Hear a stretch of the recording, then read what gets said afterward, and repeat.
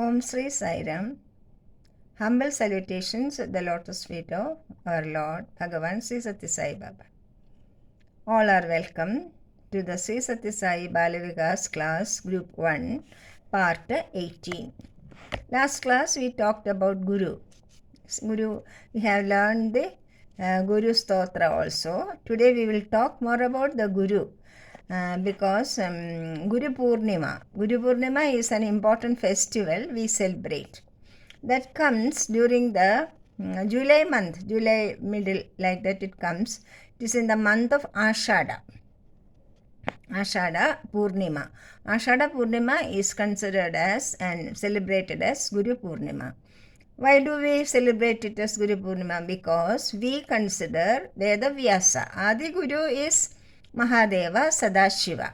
But we consider Vyasadeva as our Guru, who has given us the Vedas, the Upanishads, the Puranas, the Mahabharatam, the Bhagavatam, likewise Bhagavad Gita, all those most important books of our Shastra, books of our culture, our religion is given by Veda Vyasa. So he is considered as our Guru.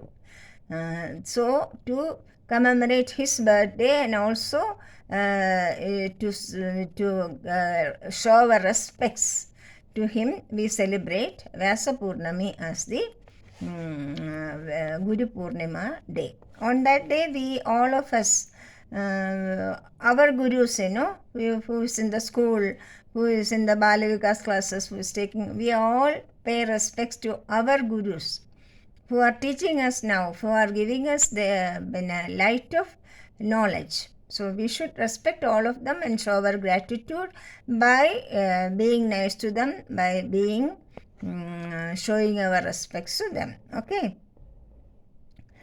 Then, who is the father of Veda Vyasa? Veda Vyasa has also another name, Badarayana, because he was the avatar of Lord Narayana. So he is also called Badarayana.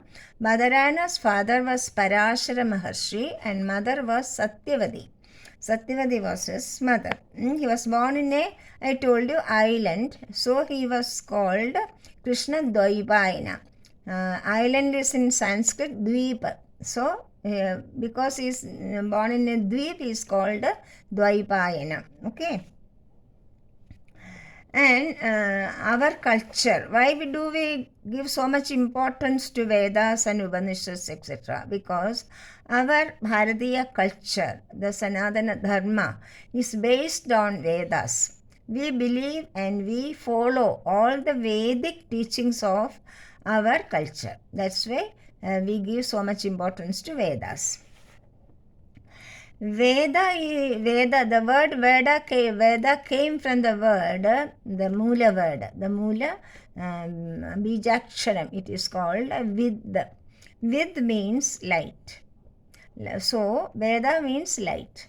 And it has not come from any man. Veda Vyasa is not the man who gave us the Veda.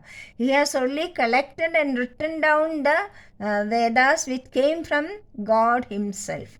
So it is called Apaurusheya. Because it does not come from any man, it is called Apaurusheya also. Okay? It is not man-made, it is God-made. It's God's voice has come and it was been collected and written down by Veda Vyasa. That was a great service he has done to the world as such. Okay? Then even avatars like Sri Rama and Sri Krishna, they also had gurus. They also observed Gurukula education. They went and stayed with the gurus, and from the Gurukula only they learned everything. They served the guru and the wife of the guru, and they learned all the 64 types of education is there, subjects are there, all the subjects Sri Krishna and Sri Rama learned from their gurus. Who is the guru of Sri Rama? Vasishtha Maharshi is the guru of Sri Rama, and Sri Krishna's guru is Sandipana Maharshi. Sri Krishna, Balarama, and also Sudama, who was known as Kuchela. He is also, they were friends, and they studied in Sandipana Maharshi's ashram. We had a long list of great gurus in our culture, even Divya gurus. They were all Divya gurus, not human, but they have grown into Divya. They have earned the status of Deva because of their activities. Like that, we have many, many gurus. To name some, I told you Dattatreya, Shankaracharya, Sri Ramakrishna, Paramahamsan, and then Vivekananda Swami and Ramana Maharshi, and then Sri Sai Baba, Sathya Sai Baba, Narayana Guru, Chattambi Swami, all they are, all this, and many, many more. In all the states, there are so many gurus are there. To name some, Jnaneshwara in Maharashtra, and there are so many. It is impossible to name all of them in a small class. So, what we do, we remember, we call it a parampara. Parampara means a heritage of guru. We have a heritage of gurus. They have given us so much. So, we remember them even before we start any spiritual sadhana. Like Bhagavatam, Saptaham, or Ramayanam, Parayanam, anything. For that, we, before commencing the reading or the sadhana, we remember the gurus by saying a sloga. You must have all heard of this. Sada Shiva Samarambham Shankaracharya Madhyamam Asmadacharya Paryandam Vande Guru Paramparam. We start from praying to or saluting our Adi Guru Sadashiva Mahadeva, and then come to Shankaracharya, who revived the Hindu religion and the Hindu philosophy all over India. So he is also considered as a great guru and also an avatar of Rudra or Shiva. And then Asmadacharya Paryanda. So many gurus are in between, all of them including our gurus who are teaching us now. We are saluting all of them in this auspicious day. That is, or auspicious occasion. That is what we pray to them. And then there is a boy called Aruni, who was famous even now. Aruni is even now remembered in history and in India as the greatest Guru Bhakta, devotee of Guru, or the best student of any Guru. That is what Aruni was. Aruni was in the ashram of Dhaumya Maharshi. He was the Dhaumya Maharshi's Gurukulam. Aruni was learning. He was a small child. Many in the Gurukulam, there are many age groups of children are staying there. They all do work. Even small children, they are admitted at the age of 6 or 7 after Upanayanam. And then from then onwards, they stay there till they learn everything. Then only they go home. In between, they cannot go home. Understand? Like you all do from the hostels and all that. That cannot be done. Only sometimes father and mother can come and see them. But they cannot go out of the ashram. So likewise, Aruni was staying there, and the Guru and the Guru Patni, that is wife of Guru, they considered all the students as their own children, and they lived like a family in a very beautiful atmosphere. Almost all the ashrams were in the middle of forest. So there will be very beautiful river flowing by, and beautiful trees and gardens and flowers and birds and animals, and it was a beautiful atmosphere.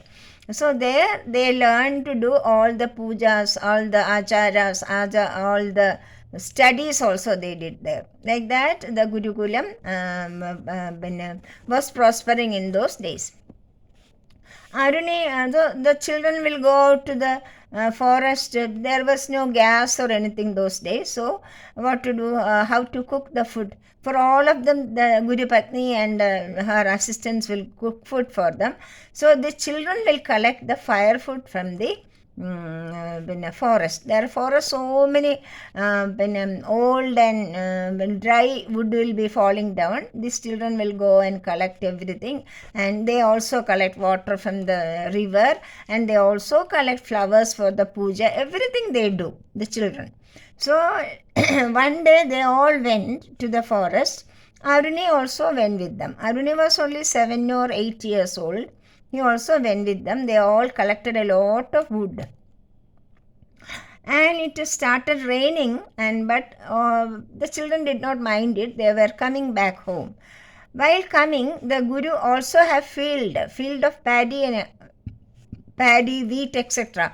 So the children has to eat, So they only cultivate paddy fields. So paddy field was there. While coming, Aruni noticed a small hole in the bund. Bund means like a small bridge-like thing which will stop the water from going out of the paddy field or coming into the paddy field and wasting the paddy plants.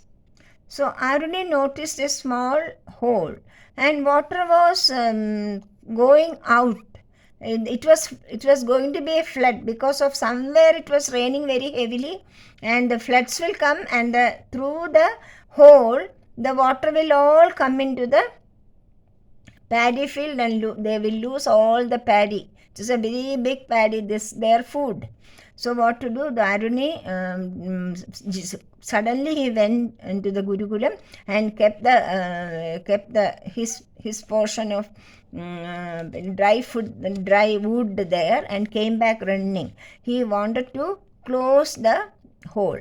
So he tried his best to close the hole with the mud and all that, but the water was so forceful, he couldn't do that. He was a young boy, and the hole was becoming bigger and bigger, and the water is coming more and more. So he couldn't go. It was far away. The Gurukulam is far away. He can't go and collect anybody from there, and he has no nothing with him to push into the hole. So what he did was, first he tried to put his hand inside the hole, but that couldn't control the water. Then what he did, he lied down on the back and closed the hole with his body. But it was raining, it was cold, and the water is very forceful and cold and all that, and he is a small boy, but he did not leave the place. He was determined to save the paddy field, so he remained there. And after some time, the Guru asked, "Where is Aruni? Aruni is not seen among you. Where is he?" Then only the children noticed that Aruni is not with them. It was almost dusk. Sun has already sun is not there, and it is almost getting dark. So what to do? The teacher and the Guru and the students went in search of Aruni. They went in search, and they calling Aruni, Aruni, and nobody is replying. So suddenly one boy saw that something in the field near the water, where water is slowly coming in.